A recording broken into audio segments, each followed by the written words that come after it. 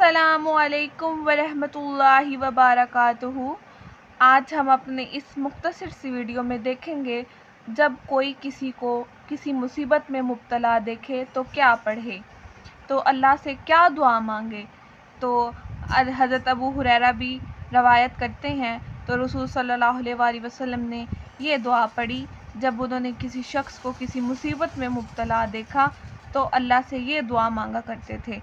بسم اللہ کر کے شروع کرتے ہیں۔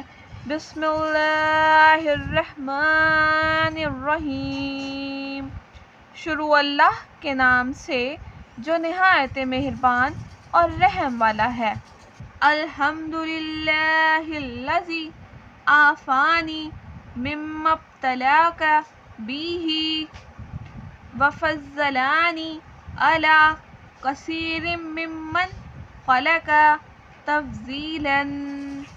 ترجمہ: تمام تعریف اس اللہ کے لیے ہے جس نے مجھے اس مصیبت سے بچایا جس میں مجھے مبتلا کیا، اور ان میں مجھے اپنی بہت سی مخلوق پر فضیلت عطا کی۔ جب بھی ہم کسی کو کسی مصیبت میں مبتلا دیکھیں تو ہمیں اللہ سے یہ دعا مانگنی چاہیے، تو اس سے وہ بچ جائے گا۔ آج کی ویڈیو میں بس اتنا ہی، ہمیں اپنی دعاؤں میں یاد رکھیے گا۔ اللہ حافظ۔